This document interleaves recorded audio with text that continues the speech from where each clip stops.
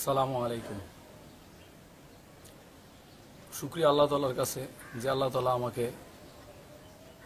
আমার জীবনের কারগুজারি কিভাবে আমি ইসলামে আসলাম সেই বিষয়ে কিছু বলার তৌফিক দান করেছেন এবং আমাকে মহান দৌলত ইসলাম অর্থাৎ সিরাতাল মুস্তাকিমের রাস্তা আল্লাহ তাআলা ধরে দিয়েছে সেই বিষয়ে কিছু কথা বলার সুযোগ আল্লাহ তাআলা তৌফিক দান করেছেন বা সুযোগ তৈরি করে দিয়েছেন, সেই জন্য শুকরিয়া আলহামদুলিল্লাহ। তো আমি আমার নিজের পরিচয়টা আগে দিতে চাচ্ছি। আমার পূর্বের নাম ছিল রণজিৎ কুমার ঘোষ, আমার পিতার নাম দুলাল চন্দ্র ঘোষ। আমরা 6 ভাই 1 বোন, আমরা সবাই ব্যবসায়ী। এখন আমাদের ফ্যামিলিটা মোটামুটি শিল্পপতির পর্যায়ে। আমাদের প্রতিষ্ঠান আছে, ফ্যাক্টরি আছে, বিভিন্ন ফ্যাক্টরি গাড়ি আছে। আমাদের হলো ডাইলের আড়ত আছে, তারপর হলো চিরার ফ্যাক্টরি, মুড়ির ফ্যাক্টরি, তারপর ঢাকা সাতপুর রোডে পদ্মা গাড়ি চলে, নেত্রকোনা চালের আড়ত আছে, চাউলের ফ্যাক্টরি আছে। এখানে আমাদের বাড়ি কুমিল্লার দাউদকান্দি থানার গরুপুর থেকে একটু ভিতরে, গ্রামের নাম চক্রতলা দত্তক বাড়ি। তো ওখান থেকে আমরা বাড়ি বিক্রি করে ফতুল্লায় বাড়ি করছি। ফতুল্লা লালপুরে আমাদের বাসা। তো আমি ইসলাম গ্রহণ করছি, করার পর্যন্ত আমি 3 বছর বাসায় ছিলাম। 3 বছর পর আমি গোপনে গোপনে ইবাদত করতাম, পরে বিভিন্ন অত্যাচারের কারণে যখন তো আমি প্রায় 22 বছরের মতো পূজা করেছি হিন্দু থাকা অবস্থায়। আমরা খুব আভিজাত্য ফ্যামিলি আমাদের, যেটা হিন্দুদের মধ্যে বংশ মর্যাদা থাকে। তো আমরা কায়স্থ ছিলাম। তো আমরা পূজা পেলে অনেক বেশি করতাম। তো প্রায় 22 বছর আমি পূজা করছি। এই 22 বছরের পূজার মধ্যে কিছু ঘটনা ঘটছে, যেগুলি হলো, এর আগে আমি একটা কথা বলে নেই যে আমাদের ফ্যামিলিগত ব্যাপারটা একটু বলে নেই যে আমরা 6 ভাই 1 বোন। আমার বাবা ব্যবসায়ী, আমরা সবাই ব্যবসায়ী এবং আমাদের গাড়ি বাড়ি কোনো কিছুর অভাব নেই। ঢাকা সাতপুর রোডে গাড়ি চলে, নেত্রকোনা ফ্যাক্টরি আছে, নারায়ণগঞ্জে ফ্যাক্টরি আছে, ব্যবসা আছে এবং মুন্সিগঞ্জ আছে, কোনো কিছুর অভাব নেই। তারপর আমি কেন ইসলামে আসলাম? আমি প্রায় 22 বছর পূজা করেছি, গাছের পূজা, মাছের পূজা, ওয়াল পূজা, দেওয়াল পূজা, কালী পূজা, লক্ষ্মী পূজা, যত প্রকার পূজা আছে। যেহেতু আমি হিন্দু সন্তান ছিলাম, আমি তখন জানতাম যে এটাই আমার ধর্ম। তো ওই পূজা করা অবস্থায় আমি যখন ক্লাস 4 পড়ি, তখন আমার একটা শারীরিক সমস্যা ছিল। যে সমস্যাটার কথা আপনাদের এখনো বলবো না, আমি আগেও বলি নাই, আমি গোপন রাখতাম। তো আমি প্রায় 22 বছর পূজা করার পরও যখন দেখলাম যে অসুখ বিসুখ যায় না, তখন আমি অন্যদিকে মন নেওয়ার চেষ্টা করলাম। অর্থাৎ পূজা বলতে আমি হিন্দু ধর্মকে এত গভীরভাবে পালন করতাম, এত অন্ধবিশ্বাস করতাম যে যেটা বলার অপেক্ষা রাখে না। আমি যদি এখন ইসলাম গ্রহণ করার পর বুঝি, যদি আল্লাহকে যদি 10 ভাগের 1 ভাগ ডাকতাম, হয়তো আমি আল্লাহর ওলি হয়ে যেতাম। তো যাই হোক, যখন আমার কোনোভাবে শারীরিক সমস্যার সমাধান হইতেছে না, তো আমি প্রতি শুক্রবারে হিন্দু ধর্মের গীতা পড়তাম এবং প্রত্যেক দিন কৃষ্ণ নাম জপ করতাম, যেটা বর্তমানে হিন্দুরা ব্যাগের ভিতরে হাত ঢুকাইয়া একটা আঙ্গুল বাহির করিয়া তারা এই নামটা জপ করে 16 নাম 32 করে। এটা আমি প্রচুর জপ করতাম, হাঁটতে, বইতে, শুইতে, খাইতে, স্কুলে যাইতে, কিন্তু কোনো থেকে কোনো কিছু হচ্ছে না। এরপরে আমি প্রতি শুক্রবারে গীতা পড়তাম, পড়িয়া উপরের দিকে হাত তুলে বলতাম যে হে পৃথিবীর মালিক, হে পৃথিবী সৃষ্টিকর্তা, হে ভগবান, তুমি তো জগৎটা সৃষ্টি করছো, তুমি আমাকে সুস্থ করে দাও। কাজ হয় না, অনেক কান্নাকাটি করছি, কাজ হয় না। তারপর চিন্তা করলাম, এত গভীরভাবে এত অন্ধভাবে হিন্দু ধর্ম পালন করলাম, পূজা করলাম, কিছুই পাইলাম না। তো আমি এবার দেখি ইসলাম ধর্মে কিছু আমল করে দেখি হয় কিনা। তখন আমি নারায়ণগঞ্জের ফতুল্লা একটা কোচিং সেন্টার চালাইতাম, সেটার নাম ছিল পার্সিভারেন্স কোচিং সেন্টার। তো আমার সাথে 2টা বন্ধু ছিল, ফারুক এবং মিজান, তারাও কুমিল্লার। তো তাদেরকে বললাম যে দোস্ত, তোমাদের ধর্মের একখানা কিতাব আমাকে দাও। তো তারা বললো যে তুমি তো কট্টরপন্থী হিন্দু, তুমি আগেও মুসলমান দেখতে পারতা না, মুসলমানদের দৌড়ানি দেও, তুমি বকাবকি করো, তো তুমি ইসলাম ধর্মের বই পড়বা? তখন আমি বললাম যে ইসলাম ধর্মে কি নিষেধ আছে অন্য ধর্মের কাউ পড়া? তারা বললো যে না, যে কোনো ধর্মের লোক পড়তে পারে, তুমিও পড়তে পারো। তখন তারা আমাকে কোরআন শরীফ দিল না, আমাকে দিল মকসুদুল মুমিনিন। এই মকসুদুল মুমিনিন বই পড়তে গিয়ে, আমি কিতাব পড়তে গিয়া ভিতরে পাইলাম যে আয়াতুল কুরসি সূরা, যে সূরার নিচে উপকারিতা পাইলাম, ফজিলতটা এরকম যে এই সূরা যে পাঠ করবে তার এই ধরনের অসুখ বিসুখ দূর হয়ে যায়, বা তাতে অনেক সমস্যা দূর হয়। তখন আমি চিন্তা করলাম যে এত পূজা করছি, আমি এই সূরাটা একটু পড়ে দেখি। তখন আমি আরবি পড়তে জানতাম না, কিন্তু আমি সূরাটার বাংলা উচ্চারণ পড়লাম আর অর্থ পড়লাম। জানি না আপনারা বিশ্বাস করবেন কিনা, আমি যেই দিন দিনের বেলায় সূরাখানা পড়ছি, ওই দিন রাত্রি থেকে আমি 100% সুস্থ হয়ে গেলাম। সুস্থ হওয়ার পরে আমি চিন্তা করলাম যে 22 বছরের মতো আমি হিন্দু ধর্ম পালন করছি, এত কঠোরভাবে পালন করছি, ইসলাম ধর্মের কাজ হয়ে না, আমি একটা সূরা পড়ার কারণে যদি আল্লাহ তাআলা আমাকে এত সুস্থ করে দিতে পারে, তাহলে আমি অবশ্যই ইসলাম ধর্ম গ্রহণ করব। যখনই আমি এই সিদ্ধান্ত নিলাম, আপনারা সকলেই জানেন পৃথিবীর আদি মানব, প্রথম মানব আদম হাওয়া, তাদেরকে শয়তান ধোঁকা দিছে, তো আমাকে দেওয়াটা স্বাভাবিক। তো আমাকে শয়তান ধোকা দেওয়া শুরু করলো, কারণ তখন আমার দিলে লা ইলাহা ইল্লাল্লাহ জিকির ছিল না, ছিল হরে কৃষ্ণ হরে রাম। তো স্বাভাবিক শয়তান আমাকে ধোকাই দেবে। তো আমি সিদ্ধান্ত যখন নিতেছি ইসলাম গ্রহণ, তখন শয়তান বলল যে শয়তান তো সরাসরি দেখা দেয় না, মানুষের দিলে ঢুকে, এটা আপনারা সবাই জানেন, যদি আল্লাহর জিকির না থাকে। তো শয়তান আমাকে মানে কুপরামর্শ দিল যে তুমি কেন ইসলাম ধর্ম গ্রহণ করবা, হিন্দু ধর্ম তো ভুল না, হিন্দু ধর্ম যদি ভুল হইতো তাহলে একজন হিন্দু ভুল করতে পারে, লক্ষ লক্ষ হিন্দু ভুল করতে পারে, কোটি কোটি হিন্দু তো ভুল করতে পারে না, এর ভিতরে জ্ঞানী লোক আছে, অতএব হিন্দু ধর্ম খারাপ না, তুমি হিন্দু ধর্ম ত্যাগ করো না। ঠিক তেমনি ভাবে যখন এই চিন্তাটা আসলে, আমি আবার পাল্টা যুক্তি তৈরি করলাম যে একজন মুসলমান ভুল করতে পারে, লক্ষ মুসলমান ভুল করতে পারে, কোটি কোটি মুসলমান তো ভুল করতে পারে না, অতএব ইসলাম ধর্ম খারাপ না। এরপর চিন্তা করলাম ইসলাম যদি খারাপ হয় তাহলে আমার রক্ষা না কেন সারলো একটা সূরা পড়ার পর। এরপরে শয়তান যুক্তি পাল্টা যুক্তি যখন দেওয়া শুরু করলো, তখন আমি কুলাইতে পারি না। তখন আমি চিন্তা করলাম যে পৃথিবীর তো একজন মালিক আছে, সে আল্লাহ হোক আর ভগবান হোক, আমি ওনার কাছে সাহায্য চাইব। তো আমরা 6 ভাই 1 বোন। আমার বাবা শিল্পপতি ব্যবসায়ী মানুষ ছিল, তো উনি আমাদেরকে 5 তলা ফাউন্ডেশন বাড়ি করে দিয়া 4 তলা পর্যন্ত কোর্স কমপ্লিট করে দিয়ে যার যার ফ্ল্যাট আলাদা করে দিয়েছে। তো আমি আমার ফ্ল্যাটে আলাদা থাকি। তো ব্যবসা বাণিজ্য কাজকর্ম যাই করি, এরপরে আইসা রাতে যার যার ফ্ল্যাটে এসে আমি প্রতিদিন রাত চিন্তা করলাম 11টার দিকে বসলাম। আমি উজু করতে জানতাম না, হাত পাও দিয়া আমি বসতাম, বা কোনোদিন গোসল করে বসতাম। আমি এই ঠিক যেভাবে বসছি ওইভাবে বসে আমি উপরের দিকে হাত তুলতাম, তুলে বলতাম যে হে পৃথিবীর মালিক, হে পৃথিবীর সৃষ্টিকর্তা। আমি আল্লাহ বলতাম না, ভগবানও বলতাম না, যেহেতু আমি সিদ্ধান্ত নিতে পারি নাই। তো বলতাম যে হে পৃথিবীর মালিক, হে পৃথিবীর সৃষ্টিকর্তা, যে তুমি আল্লাহ না ভগবান আমি জানি না, তোমার যেই ধর্মটা সত্য তুমি সেই ধর্মে আমাকে দীক্ষিত করো, এবং সেই ধর্মে কিছু অলৌকিক কারগুজারি বা অলৌকিক কিছু আমাকে দেখো, আমি সেই ধর্ম অনুসরণ করবো, সেই পথ অনুসরণ করবো। এইভাবে 10 দিন বলছি, দেখায় না। 10 দিন যখন দেখায় না, তখন আমার মন খুব খারাপ হয়ে গেছে। 11 দিনের আগের রাত্রে আবার আমি প্রতিদিন রাত্রে 11টায় বসতাম। তো ঘটনাগুলি সব বেজোর টাইমে ঘটতেছে।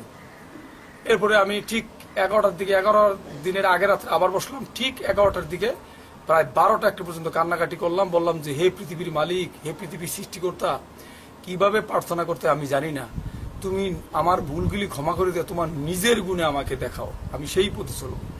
অনেক কান্নাকাটি করলাম। আমার ধারণা ছিল যে শিশু সন্তান কান্নাকাটি করলে দেখছে আপন মা তাকে বুকের দুধ দেয়, তো সে আল্লাহ হোক আর ভগবান হোক, যে জগৎটা সৃষ্টি করছে তার তো মায়া আরো অনেক বেশি হবে, নিশ্চয়ই তিনি আমার কথার মূল্য দিবেন। তখন আমার ধারণা ছিল রাত্রে স্বপ্নে দেখাবে কোনো কিছু, কিন্তু আল্লাহ তালা যা বুঝে আমরা তা বুঝি না। আল্লাহ তালা রাত্রে দেখানে হয়তো শয়তান ধোঁকা দিতে পারে। পরের দিন ঘুম থেকে উঠে সকালবেলা আমি কোচিং সেন্টারে গেলাম, ছাত্রছাত্রী পড়াইয়া। আমি তখন উপরে ক্লাসের পড়াইতাম, আপনার ইন্টারমিডিয়েট অ্যাকাউন্টিং আর ডিগ্রি পাস করছি ইংরেজি পড়াইতাম।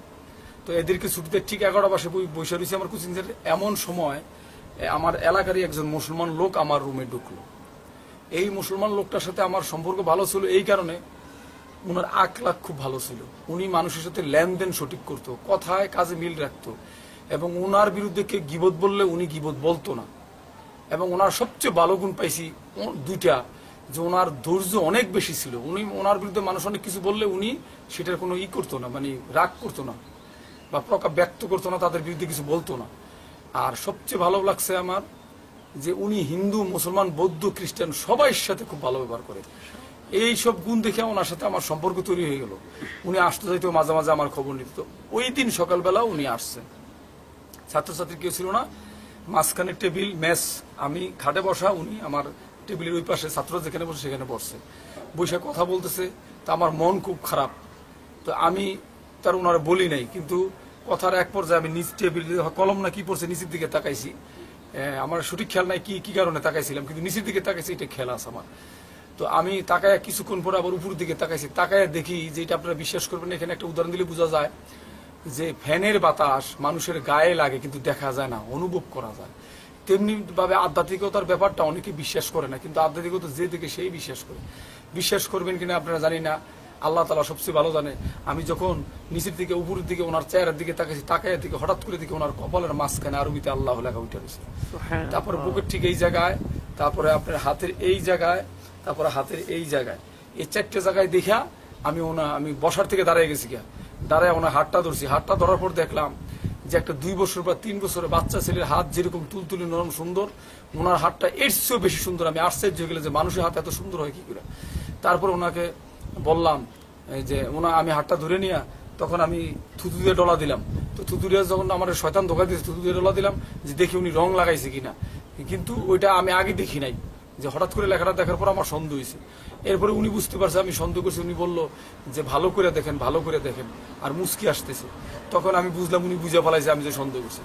এরপরে আমি জিজ্ঞাসা করলাম, দেখলাম ডলার পরে ময়লা উঠলো না, কিছু উঠলো না, ওনার হাতে চামড়া টান দিলাম, চলে আসলে আরেক জায়গায়, কিন্তু ওনার লেখাটা জায়গাটা জায়গায় রয়েছে। তাই বুঝলাম যে ভিতরে রক্তটা মোটা হয়ে আল্লাহ লেখা হয়ে জমাট বাইতে রয়েছে। তখন ওনাকে আমি প্রশ্ন করলাম যে এত লোকের এলাকা আছে, ওনারা কেউ দেখলো না, আমার ছাত্রছাত্রীরা কেউ দেখলো না, যে মহিলা রুমটা মুসলো ফ্লোরটা উনি দেখলো না, তাহলে আমি কেন দেখলাম? তখন উনি আমাকে হাতটা এভাবে উপরের দিকে থেকে দিয়ে বলল যে ওই যে সৃষ্টিকর্তা আছে উনি আপনাকে দেখার ক্ষমতা দিছে, এই জন্য আপনি দেখছেন। তখন আমার বিশ্বাস হইল যে আমার রাত্রের দোয়া কবুল হয়ে গেছে। তারপর ওনাকে আমি বললাম যে উনি আমাকে দুটো শর্ত দিল যে আপনি জীবনে কারো কাছে আমার নাম বলতে পারবেন, 1 নম্বর শর্ত। 2 নম্বর শর্ত, দুনিয়াবি কোনো নালিশ আমার কাছে আনতে পারবেন না। তা আমি বললাম যে ঠিক আছে, দুনিয়ার কোনো নালিশ আপনার কাছে আনবো না, কিন্তু আমার মায়ের কাছে আপনার কথা বলবো। যে বললো যে না, আপনি আপনার মায়ের কাছে আমার কথা বলতে পারবেন না, যদি বলেন হয় আপনার ক্ষতি হবে নাইলে আমার ক্ষতি হবে। তখন আমি ভয় পেয়ে গেলাম যে উনি তো আধ্যাত্মিক লোক, হয়তো কথাটা সত্যি হইতে পারে। এরপরে আমি ওনাকে বললাম যে দেখেন, এখন তো আমার ইসলামের প্রতি ঈমান চলে আসছে, আমি তো আর এই হিন্দু ধর্ম পালন করবো না, তা আমি তো ইচ্ছা করলে এখন নামাজ পড়তে পারবো না। হিন্দুর ঘরে থেকে এমন কোনো আমল আছে যে আমলটা প্রথমে করা যায়? তখন উনি বলল যে হ্যাঁ আছে, একটা গল্পের মাধ্যমে বলল। তো গল্পটা ওনার বলা নিষেধ, উনি বলল গল্পের মাধ্যমে বুঝিয়ে দিল যে হ্যাঁ আপনি বলতে পারেন। তো কি বলবো? তো বললো আমার সাথে পড়েন, লা ইলাহা ইল্লাল্লাহু মুহাম্মাদুর রাসূলুল্লাহ। এবং উনি এটা পরে দিয়ে বলল যে আপনি সবসময় এই জিকিরটা করবেন 2 অবস্থা ছাড়া, সর্বাবস্থায়। কোন 2 অবস্থা? প্রস্রাব করা অবস্থা, পায়খানা করা অবস্থায় ছাড়া সর্বাবস্থায় আপনি জিকির করতে পারবেন। মানে গল্পটা বলা যাবে না? না, গল্পটা বলা যাবে না।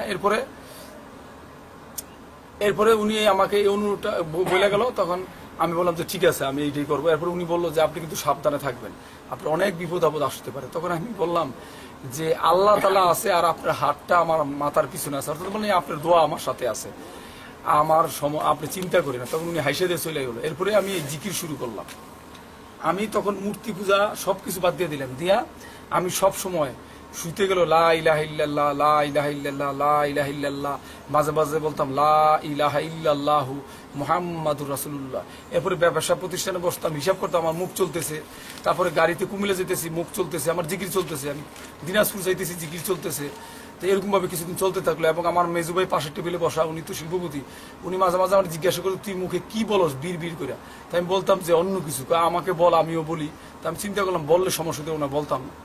এরকম কিছুদিন জিকির করার পরে দেখলাম যে অনেক উপর থেকে একটা আজানের শব্দ আসে, আজান আসে। ঠিক পৃথিবীতে যেরকম আজান দেয় ঠিক সেম আজান, কিন্তু এটা আরো অন্যরকম ভালো লাগে, যে আমি কল্পনা করি, মানে এটা আমার মনে হয় আমি স্বপ্ন দেখতেছি এরকম ভাবে আজানটা আসে। তো আজানটা যখন শুনতাম তখন পৃথিবীতে আজান দেওয়ার সময় হয়নি। তখন আমি যার মাধ্যমে আল্লাহ তাআলা আমাকে ইসলাম কবুল করেছে, ওনারা জানাইলাম যে আমি এরকম আজান শুনতে পাই, জিকির করতে থাকলে এরকম আজান শুনতে পাই। তখন উনি আমাকে বলল যে আপনি জিকির বন্ধ করেন না, জিকির চালাই আজান। এর কিছুদিন পরে আবার যখন দুনিয়াতে আজান দেয় তখন আমি টেবিলে বসে হিসাব করি, আমার শরীর কাঁপা শুরু হয়ে যায়, আমি আর হিসাব করি না। তখন ওনাকে এইটাও জানাইলাম যে দেখেন দুনিয়াতে আজান দিলে আমি ঠিক থাকতে পারি না, আমার শরীর কাঁপে, আমি কি করব? তখন উনি আমাকে ডাইরেক্ট প্রশ্ন করলো আপনার মন কি চায়? তখন আমি বললাম আমার মন চায় আমি মুসলমানদের মতো নামাজ পড়ি। তখন উনি আমাকে অনুমতি দিল যে আপনি বাসায় কয়টার দিকে যান? আমি বললাম রাত্র 10টায়, কোনোদিন 11টায়, কোনোদিন 12টায়, কোনোদিন 8টায়। তো উনি বললো বাসায় গিয়ে যদি দেখেন এশার নামাজে যথেষ্ট টাইম আছে, দরজা জানালা লাগাইয়া অজু করে আগে অন্য ফরজ নামাজগুলি, অন্য ওয়াক্তের ফরজ নামাজগুলি কাজা আদায় করবেন, তারপরে এশার নামাজ আদায় করবেন। যদি দেখেন এশার নামাজের টাইম নেই তাহলে আগে এশার নামাজ আদায় করবেন, তারপরে অন্য নামাজ আদায় করবেন। এরকম কিছু দিন নামাজ পড়ার পর আপনার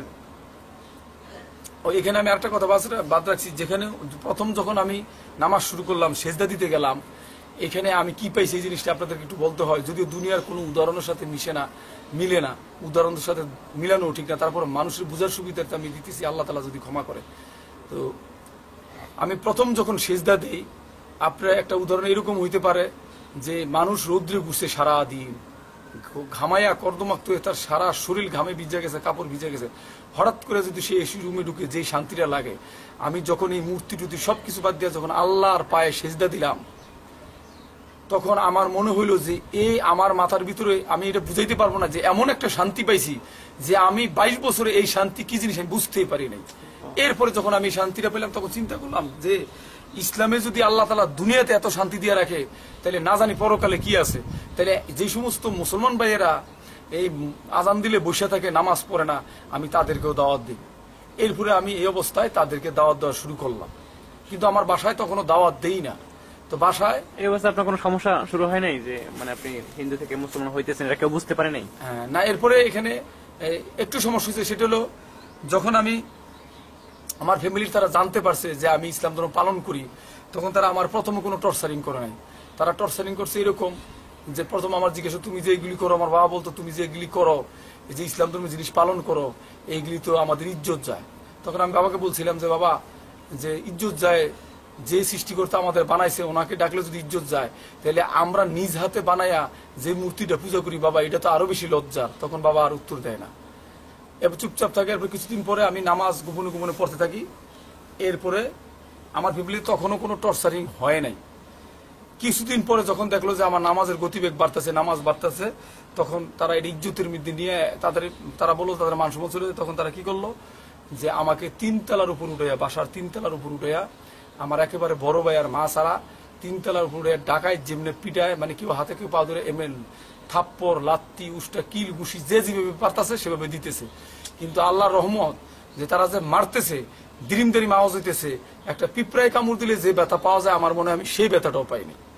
1 নম্বর। 2 নম্বর হলো যে তাদের ধারণা ছিল আমার ভিতরে হাড়গুড় মানে ভেঙে গেছে না, কিন্তু আসলে কিছু। এবং তাদের আরেকটা ধারণা ছিল আমি 15 দিন বিছানায় থাকবো, কিন্তু আল্লাহর রহমতে আমি একদিনও বিছানায় থাকি নাই। কিন্তু তারা আমাকে মাইকটা বন্ধ করছে এই কারণে, যখন আমার মা ফ্ল্যাটের ভিতরে থেকে শব্দ পেলে দিরিম দারিম আওয়াজ হয় কিসের, তখন মা দৌড়িয়ে আসলো, আইসা দেখলো এই ঘটনা। তো তোরা কি তাকে মাইরে ফেলাবি? তখন তারা আমাকে ছেড়ে দিল। মা পুরে যায় কাউকে নিয়ে, তখন মাকে রক্ষা করার জন্য আমাকে ছেড়ে দিল। এরপরে আমি গোসল গোসল করে বাসায় শুয়ে রইলাম। তারপর তারা চিন্তা করলো যে ব্যবসা বাণিজ্য সব ওর বন্ধ করে দে, ও এগুলি করে ব্যবসা বাণিজ্য করলে এইগুলি পাগলামি সাগলামি করবো, ইসলাম ধর্ম পালন করবো। এরপর তারা অন্যরকম সিস্টেম শুরু করলো যে আমার ভাই আমাকে 52 লক্ষ টাকা একটা গাড়ি দিল, যে তুই গাড়িটা নিয়ে যা। এবং প্রত্যেক মাসে কোম্পানির থেকে আমি টাকা নিতাম 60,000 50,000। তো ছোট ভাই অনেক চিলাচিলি করতে বলতো, ওর কিছু বলিস না, কিন্তু ও যেভাবে চলতে সেভাবে চলতে দে, না ওরা ধরে রাখা যাবে না। তারা অনেক চেষ্টা করছে, কিন্তু ওগুলিতে আমি কোনো শান্তি পাইতাম না। এরপরে আমি এই বাসায় যখন সব বন্ধ করে দিল, পরে আমি আস্তে আস্তে বাহিরে, বাসায় নামাজ না পড়ে বাহিরে পলে পলে নামাজ পড়ি। শুধু রাত্রে ফরজ নামাজটা আমি বাড়িতে পারি না, গেট থেকে বাসায় পড়ি, আর আপনার তাহাজ্জুদ নামাজটা পড়ি। এরপরে আমি শুরু করলাম মুসলমানদের দাওয়াত দেওয়া। এই মুসলমানদের দাওয়াত দেওয়ার পর দেখলাম যে কিছু মুসলমান নামাজি হইতেছে এবং কিছু মুসলমান ভুল বুঝতে। বাড়িতে থেকেই? হ্যাঁ, বাড়িতে থেকে থেকে আমি বাইরে গিয়ে গেলি কাজ। এটা বাড়ির মানুষ জানে না? বাড়ির মানুষ তো আমরা জানতেছে না। এবং এদেরকে বলছি যে আপনারা বললেন না আমি যে ইসলাম প্রচার। এরপরে অনেকে সন্দেহ করতে, পরে আমার পিছনে পিছনে গিয়ে মসজিদে চেক দেখে দেখছে, আমি তো আসলে জানতাম না, তারা দেখছে না আমি ঠিক নামাজ পড়ে ইসলাম গ্রহণ করছি। এরপরে প্রথম একটা ছেলে মুসলমান হইল দাওয়াত দেওয়ার পর। মুসলমান হওয়ার পর এলাকার হিন্দুরা বলল ও তো পাগল, ওর কথা তোমরা শুনো কেন, ওর ব্রেনের সমস্যা আছে, ও বাপ মার গাড়ি বাড়ি কোটি কোটি টাকা থুইয়া ও ইসলাম ধর্ম পালন করে, এরকম পাগল ছাড়া কেউ করে, ওর সমস্যা আছে, ও লেখাপড়া করলে কি ওর সমস্যা আছে। তো এরপরে এবং ও ভিক্ষা করবো কয়েকদিন পর। তখন আমাকে ভিক্ষা করবো। কখনো বিবাহ শাদী করেন নাই? না, বিয়ে আমি হিন্দু থাকা অবস্থায় করছি। মানে এখন যে বলতেছেন যে এই অবস্থায় কি বিবাহ করছেন? বিবাহ আরো পরে? বিয়ে করছি আমি আগে বিয়ে করছেন হিন্দু থাকা অবস্থা। হ্যাঁ, তখন আমি পুরোপুরি ইসলাম আসি নাই, ইসলাম দুর্বল ছিলাম। আচ্ছা। এরপরে এখানে আমার ওয়াইফের ব্যাপারটা একটু পরে বলি। এরপরে আমি মনে করেন দাওয়াত দেওয়া শুরু করলাম। তখন এই সমস্ত কথা বলো, যে মসজিদে পলায় নামাজ পড়তাম, ওই মসজিদে ইমাম সাহেবের কাছে বলো, হুজুর তো আমাকে তো এলাকার হিন্দুরা পাগল বলে, সাথে কিছু মুসলমানরাও বলে যারা না বুঝে। তো হুজুর আমি তো ভিক্ষা করবো এই কথা বলছি, আমি রাগ করিনি। যখন পাগল বলছে এটা তোমার মাইন্ডে লাগে যে মানুষে পাগল ছাগল বলে। তখন ইমাম সাহেব বললো তুমি কি করছো? তখন আমি বললাম যে এই কাজ করছি। ইমাম সাহেব হাসা শুরু করছে। আমি মানুষ পাগল বলে আপনি হাসতেছেন? কয় দেখো বাবা, তোমার ব্যাপারে আমি হাসতেছি এই কারণে, তোমার তো অনেক বড় সৌভাগ্য যে কিভাবে তুমি তো আল্লাহ রসুলের সুন্নত পাইয়া গেছো। আল্লাহ রসুলরে মানুষে পাগল বলতো, তোমার অনেক সৌভাগ্য যে তুমি আল্লাহ রসুলের মানুষের পাথরতে ঢিলেতে রক্ত জড়াইতো। তো তোমার দাওয়াতে একটা ছেলে মুসলমান হয়েছে, তুমি তো অনেক বড় কাজ করছো আল্লাহ রসুল, তুমি এই কাজটা বন্ধ করো না। তখন আমি এই কথা শুনে খুশি হলাম যে আল্লাহ রসুলের সাফায়াত লাগবে আমাদের ব্যস্ত যাইতে হলে, তাহলে ওনার যদি সুন্নত পাই থাকি তাহলে আমি আসলে আমার সৌভাগ্য। তখন আমি বাসায় থেকে দাওয়াতের কাজ আরো বাড়াই দিলাম। তারপর 60টা ছেলে মুসলমান হলো। 60টা ছেলে মুসলমান হওয়ার পর এলাকার হিন্দুরা সোচ্চার হইল যে আমরা তাদের পাগল বলি, আসলে তো সে পাগল না, যদি পাগল হয় তার কথা তো এইভাবে শোনার কথা না। তখন তারা একটা টিম গঠন করলো, ওরা বললো যে তোমরা চেক রাখবা কোন কোন ছেলের সাথে সে কথা বলে। ওই ছেলেগুলিকে সে যাওয়ার পর তারা আবার আমরা উল্টা বুঝাবো। তখন তারা ঘর থেকে আমি চলে গেলে পরে তারা খবর দিয়ে নিত, নিয়ে তার ব্রেন ওয়াশ করতো।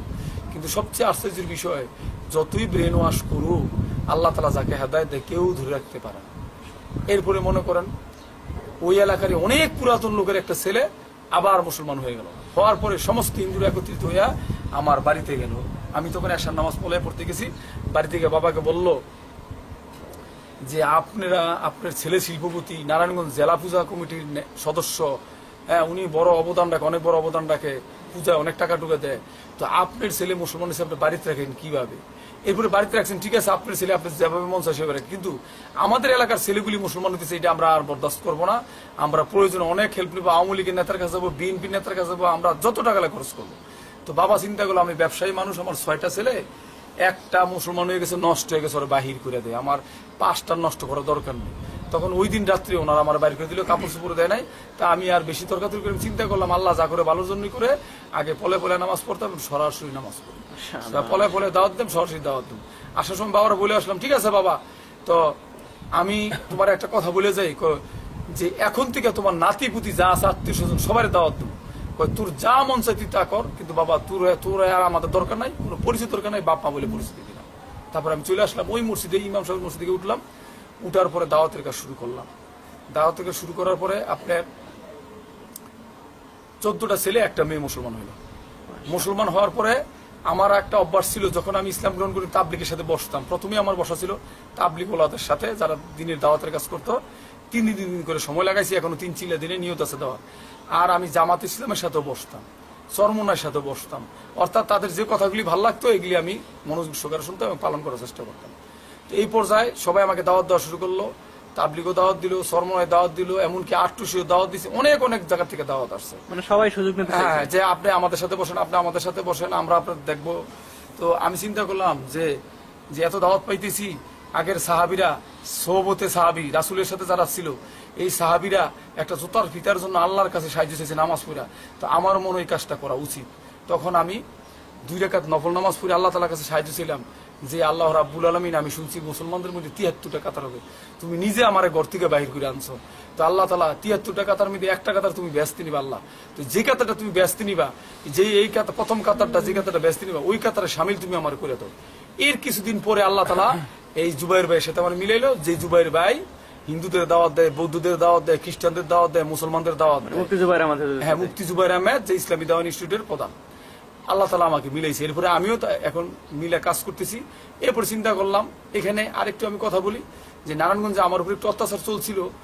যেমন আলীগঞ্জ মসজিদে বয়ান দেওয়ার আগে আলীগঞ্জ মসজিদের এক ছেলে, মানে আলীগঞ্জ মসজিদের পাশে কৃষ্ণ হেয়ার ড্রেসার, এই কৃষ্ণ হেয়ার ড্রেসার বাবুর ছেলের নাম হলো বাপ্পি চন্দ্র শীল। তো বাপ্পি চন্দ্র শীল আমার ভাইকে ফোন দিল যে দিলীপ দা, আমার মেজো ভাইয়ের নাম দিলীপ দা, যে আপনার ভাই মসজিদে মসজিদে বয়ান দেয়, এখন মুসলমানরা এগুলি শুনে আমাদের রাস্তায় দাওয়াত দেয়, বাড়িতে দাওয়াত দেয়, মন্দিরে দাওয়াত দেয়, আমাদের তো আর ইজ্জত থাকে না। তখন আমার ভাই বলল যে দেখো, ইজ্জত তো খালি তোমাদের জানা, ইজ্জত আমারও গেছে, তোমরা একটা কাজ করো, তুমি পারলে ওর গুলি করে মাইরা পালাও, যেমনি পারো মাইরা পালাও, আমি বুঝবো পরে। আমার ভাই কথাটা বললো, বলার পরে আমি জানতাম না। তো ওই ছেলে আবার আমার কাছ থেকে আমার বয়ান শুনছে, বই পড়ছে, কিন্তু দেখেন আল্লাহ কি ধরনের হেদায়েত দেয়। ওই ছেলেটা বর্তমানে সে তো মুসলমান হইছেই, তার এরকম লম্বা দাড়ি এবং 3টা চিলার দিয়ে আসছে, এবং সে আমার পরে বলছে দাদা আপনার মারার কথা ছিল, আমার গুলি করার কথা ছিল। তো আল্লাহ তাআলা তাকে হেদায়েত দিয়ে দিয়েছে। তাবলীগে সময় লাগাইছে। হ্যাঁ, তাবলীগে সময় লাগাইছে। এখন সেও আমার সাথে দাওয়াতের কাজ করে মাঝে মাঝে। তো এরকম অনেক ছেলে মুসলমান হয়েছে আমার এলাকায়। তখন চিন্তা করলাম যে আল্লাহ তাআলা আমাকে এই দুজকের রাস্তার থেকে বাঁচে সিরাতাল মুস্তাকিমের রাস্তা ধরাইয়া দিল। তো আমার নাম ছিল আব্দুর রহমান, আমার নাম ছিল রণজিৎ কুমার ঘোষ, বর্তমানে আব্দুর রহমান। মানে রহমান হলে আল্লাহর একটা বান্দা, আল্লাহর আর একটা নাম, তো রহমানের বান্দা মানে আল্লাহর বান্দা। তো আল্লাহ তাআলা আমার সুরত চেঞ্জ করাইছে, আমার গুনাহ রাস্তা থেকে সিরাতাল মুস্তাকিমের রাস্তায় নিয়েছে, ব্যস্তের রাস্তা ধরাই দিছে। তো আমি চিন্তা করলাম যে আমার বসে থাকা উচিত না, আমি দাওয়াতের কাজ করি। তখন মুসলমানদের দাওয়াত দিতে একটা পর্যায়ে একদিন আমার সামনে দিয়ে একটা হিন্দু মৃত লোকের লাশ যাইতেছিল। তখন আমি দাঁড়ায় গেলাম না, আমার খুব ভয় এসে গেল যে এই অবস্থা তো আমারও হইতে পারতো। তখন আমার ভিতর চিন্তা আসলো যে আমার অবশ্যই হিন্দুদেরকে দাওয়াত দেওয়া উচিত, কারণ আল্লাহ তাআলা আমাকে হিন্দু ফ্যামিলির থেকে এখানে নিয়ে আসছে। না তবু আল্লাহ তাআলার সামনে আমি দাঁড়ালে কি জবাব দেবো? আল্লাহ তাআলা বলবে যে তোকে যে আমি সিরাতাল মুস্তাকিনের রাস্তা ধরাইলাম, তোর সামনে হিন্দুর লাশগুলি মৃত্যুবরণ করলো, চিরস্থায়ী জাহান্নামে চলে গেল, তুই কেন তাদেরকে দাওয়াত দিলি না? তখন আমি কাউকে কিছু না জিজ্ঞাসা করে আমি দাওয়াত দেওয়া শুরু করলাম। এই দাওয়াত দেওয়ার পরে যখন হিন্দুরা মুসলমান হইতেছিল তখন আমি দাওয়াতটা এভাবে দিতাম, মন্দিরে যাইতাম, তারপরে আপনার প্রথমে আমি সেলুনে যাইতাম, স্বর্ণের দোকানে যাইতাম, হিন্দুদের সাথে রাস্তায় চলতেছি দাওয়াত দিতাম, গাড়িতে দাওয়াত দিতাম, এরকম দিতে দিতে সাহস বেড়ে গেল। আল্লাহ তাআলা আমার ঈমান বাড়িয়ে দিল। এরপরে মন্দিরে যাওয়া শুরু করলাম। তো মন্দিরে যাওয়ার আগে একটা ঘটনা বলি। যখন দেখলাম এভাবে মানুষ মুসলমান হইতেছে তখন চিন্তা করলাম যে আল্লাহ তাআলা আমার নাম চেঞ্জ করেছে, আমাকে সমস্ত গুনার পর থেকে আল্লাহ তাআলা বাঁচিয়ে আনছে। তো আমার নাম যেহেতু আল্লাহ তাআলা চেঞ্জ করেছে এবং আমার সুরত চেঞ্জ করেছে, তা আমার মনে হয় আমি যদি নারায়ণগঞ্জে বেদিনের মাধ্যমে দাওয়াতের কাজ করি, তো নারায়ণগঞ্জ একটা হিন্দুর মূর্তির নামে, নারায়ণ একটা হিন্দু দেবতা মূর্তির নাম, সেই মূর্তির নামে নাম আমরা প্রত্যেকেই অনেকবার বলি নারায়ণগঞ্জ। তো যদি এই দাওয়াতের কাজ করি, অর্থাৎ রাসূলের সুন্নতি হইয়া যদি বিধর্মীকে আমি দাওয়াত দেই, তাহলে আল্লাহ তাআলা হয়তো এই নারায়ণগঞ্জে নূরগঞ্জ বা নবীগঞ্জে পরিণত করে পারে। এই চিন্তা ভাবনা করে যখন আমি নারায়ণগঞ্জে রওনা দিতেছিলাম তখন আমার এলাকার এক জামাত ইসলামের ভাই ছিল। আসলে আমার এলাকায় জামাত ইসলাম, তাবলিগ, চরমনাই, আটটুসি, মানে সকল প্রকার মুসলমান আমার খুব আদর করে। তো ওই জামাত ইসলামের ভাই বললো যে ভাইয়া তুমি মুসলমান হয়েছো, তোমার হিন্দুদের দাওয়াত দেওয়ার দরকার নেই, তোমার হিন্দুরা মাইরা ফেলবে, কোটি কোটি টাকার মালিক, তুমি যাইও না, তুমি এলাকায় থাকো, আমরা আছি। তখন আমি বললাম যে ভাই আপনার কথাটা কি বললেন? আইএমএ জাহালিয়াতে আল্লাহ রসুল যখন দুনিয়াতে আসছিল, আল্লাহ তাআলা পাঠাইছিল, তখন 360টা মূর্তি ছিল, বিধর্মীদের প্রচুর ক্ষমতা ছিল। আমি শুনছি, সত্য মিথ্যা আপনারা বলতে পারবেন, আমি শুনছি যে তখন মেয়েদেরকে উলঙ্গ করে সেখানে নাচাইতো এবং জীবন্ত কন্যা সন্তানগুলো কবর দিত এবং বাবা মারা গেলে বড় সন্তান নিজের গর্ভধারিণী মাকে বিয়ে করত, এই সমস্ত, এবং মেয়েদের মাসিক পবিত্র মনে করে খাইতো। সেই সময় আল্লাহ রসুল দাওয়াতের কাজ করছে, আল্লাহ রসুলের কোনো ক্ষতি করতে না, সাময়িক অসুবিধা। তো আমি মনে করি আমার মৃত্যু যদি হিন্দুর হাতে লেখা থাকে তাহলে আমি খাটের নিচে লুকিয়ে থাকলেও আমাকে মারবে, আপনারা ভয় পেন না, দুজন ফেরেশতা আছে আর আল্লাহ তাআলা আছে, আমি যাবই। এরপর আমি শুরু করলাম রামকৃষ্ণ মিশন, ইসকন মন্দির, গণিতের আখড়া, কালী মন্দির, হিন্দুদের এলাকা, হিন্দুদের মহল্লা, চায়ের দোকান, স্বর্ণের দোকান, সব জায়গায় যাওয়া শুরু করলাম। এরপর আমি স্বামীবাগ মন্দিরে গেছিলাম, এর আগে স্বামীবাগ মন্দিরে গেছিলাম এবং গুবিবাগ রামকৃষ্ণ মিশনে গেছিলাম। স্বামীবাগ মন্দিরে, ইসকন মন্দিরে 8 জন বসছিল ওনারা আমার সাথে। তো ওনাদের সাথে বলছিলাম, ওনারা দাওয়াতের কাজে কোনো সঠিক উত্তর দিতে পারে নাই। তো যাই হোক, এরপর দাওয়াতের কাজ করতে করতে চিন্তা করলাম যে আমি যে দাওয়াতের কাজটা করতেছি, এই দাওয়াতের কাজটা মনে আর অন্যভাবে বাড়ানো যায়। তো ফিকির করতে করতে বের হলো কি যে আমি একা একা দাওয়াত দেই, মন্দিরে দেই, তো এই দাওয়াতটা সব মুসলমান ভাইদের ভিতরে কিভাবে ছড়ানো যায়। তখন আমি চিন্তা করলাম যে নিজে নিজে একটা পরিকল্পনা করিয়া আমি মুফতি জুবাইর ভাইয়ের সাথে, জুবাইর ভাই আমি মসজিদে বয়ান দিতে চাই, মাদ্রাসায় বয়ান দিতে চাই। যে কি দিতে চান, কেন দিতে চান? তো বললাম যে দেখেন আমি মসজিদে যদি কিভাবে দাওয়াত দিয়ে কথাগুলি বলি, তাই গেছে মসজিদে অনেক মুসল্লি থাকে, যে মুসল্লি একটা 5 তলা বাড়ি আছে, তার বাড়িতে অনেকগুলি হিন্দু লোক ভাড়া থাকতে পারে, একটা ছেলে ইউনিভার্সিটিতে পড়ে, তার সাথে একটা হিন্দু ছেলে পড়তে পারে, একটা মেয়ে পড়তে পারে, একটা লোক গার্মেন্টসে চাকরি করে, তার আন্ডার অনেকগুলি হিন্দু, বৌদ্ধ, খ্রিস্টান থাকতে পারে। তখন তারা এই কথাগুলি তাদেরকে বললে তারা অনেকে ইনশাল্লাহ মুসলমান হয়ে যেতে পারে। তো ইনশাল্লাহ জুবাইর ভাই আমার পরীক্ষা নিল, দেখলাম আমি কিভাবে বয়ান দেই। তো উনি আর একটা নতুন কথা যোগ করে দিল যে এই কথাটা বলবেন। এরপর এই কথা বলার পরে ইনশাল্লাহ বাংলাদেশে অনেক দাওয়াতের কাজ চলতেছে, যেমন চাঁদপুরে গেছি, তারপরে আপনার কুমিল্লাতে গেছি, ঠাকুরগাঁয়ে গেছি, রংপুর গেছি, বিক্রমপুর গেছি, বিভিন্ন জায়গায় দাওয়াতের কাজ চলতেছে এবং এইভাবে দাওয়াত দিচ্ছি। তো এখন আমার এলাকায় নারায়ণগঞ্জ, আমি আমার যেহেতু নিজের এলাকা, কোরআন শরীফে আল্লাহ তাআলা বলছে যে ঈমানদার, বিশেষ করে সূরা আত-তাওরার 6 নম্বর আয়াতে বলছে আল্লাহ তাআলা, বিসমিল্লাহির রহমানির রহিম, ইয়া আইয়ুহাল্লাযিনা আমানু কু আনফুসাকুম আহলিকুম নারা ওয়াকুদুহা নাসু ওয়াল হিজরা, অর্থাৎ হলো হে ঈমানদারগণ, তোমরা নিজেরা বাঁচো, নিজেদের পরিবার পরিজনকে দুজকের আগুন থেকে বাঁচাও, কারণ এই দুজকের ইন্ধন হবে মানুষ এবং পাথর। তো আমি দেখলাম যেহেতু গ্রামের বাড়িতে ভাত রান্না করতে গেলে চুলে আগুন জ্বালাতে হলে সেই চুলার ভিতরে লাকড়ি দিয়ে আগুন জ্বালায়, তো আমাদের তো একই অবস্থা হবে, দুজকের আগুন জ্বালায়। তো আমি আমার নিজের এলাকার সব হিন্দুদের দাওয়াত দেওয়া শুরু করছি এবং অনেকে মুসলমান হইতেছে। তো আমিও সকল মুসলমান ভাইদের বলবো যে আপনারা দাওয়াতের কাজ করেন। 1925 সালে তাবলিগের কাজ শুরু হয়েছে। আমাদের তাবলিগ ভাইদের কাছে আমার অনুরোধ থাকলো, তাবলিগ কাজটা অবশ্যই ভালো, যে তারা যেন এখন আর বৈশানা থেকে হিন্দুদের দাওয়াত দেয়। তবে হিন্দুদের দল বাইদের দাওয়াত দেওয়ার দরকার নাই, ইনফেরাদি দাওয়াত দিতে পারে, ব্যক্তিগতভাবে দাওয়াত দিতে পারে। তাছাড়া মুফতি জুবাইর আহমেদ যে দাওয়াতের কাছে, ওনাদের সাথে অ্যাড হইয়া ভারতের কালাম সিদ্দিকী মাওলানা, ওনার সাথে ওনার তরতিবেও কাজ করতে পারে, তাবলিগও করতে পারে। জুবাইর আহমেদের সাথে দেখা হওয়ার পরে কি উপদেশ দিল বা কি তার কাছে কি পাইলেন আপনি? আপনি জুবাইর আহমেদের সাথে দেখা করছেন না? হ্যাঁ, উনি ওনার সাথে যোগাযোগ করার পর উনি দেখা, ওনার সবচেয়ে ভালো লাগছে আমার, উনি হিন্দু মুসলমান সবাইকে দাওয়াত দেয় এবং ওনাকে অনুসরণ করলাম এবং উনি বললো যে উনি আমাকে কিছু শিখে দিল যে এইভাবে দাওয়াত দিবেন। ওনার কথা মতো অনেকগুলি কাজ করতেছি। তো ওনার সাথে আমার একটু ওনার সভাপতি বেশি থাকার কথা, কিন্তু আমি থাকতে পারতেছি, থাকলে আরো ভালো হতো। ওনার কারণে আল্লাহ তাআলা আমার অনেক অনেক আগাই দিছে, ওনার তরতিবে আমি কাজ করতেছি জুবাইর আহমেদের। তারপরে এরপরে এবার আমার একটু স্ত্রীর কথা বলি। আমার স্ত্রী ঢাকা ইউনিভার্সিটির ছাত্রী, ও 5 বিতে 8 বিতে খুব ব্রিলিয়ান্ট ছাত্রী। ও বিয়ের আগে ওর কোনো চাকরি হয় নাই। আমার সাথে বিয়ে হওয়ার পর ও ঢাকা ইউনিভার্সিটিতে মাস্টার্সে ফার্স্ট ক্লাস পেয়েছে। তো ও যখন মূর্তি পূজা করতো তখন তো আমি ইসলাম ততটা গ্রহণ করি নাই, তখন মূর্তি পূজা করতো। তখন বিয়ে হওয়ার পর বললো যে আমার তো চাকরি হয় না, এত রেজাল্ট হওয়া সত্ত্বেও আমি অনেক টাকা দিছি, তাও চাকরি হয় না। তাই আমি বললাম যে তুমি এত কিছু বাদ দিয়া একজনরে ডাকো, এই কাজ পূজা মাস পূজা এইসব সব বাদ দিয়ে একজনরে ডাকো, তারপর ইন্টারভিউ দাও। তো সে সবগুলি বাদ দিল, দিয়া সে ইন্টারভিউ দিল। ইন্টারভিউ দেওয়ার পর ব্যাংক ইপিজেড কলেজে চাকরি হলো, 3টে একসাথে হলো।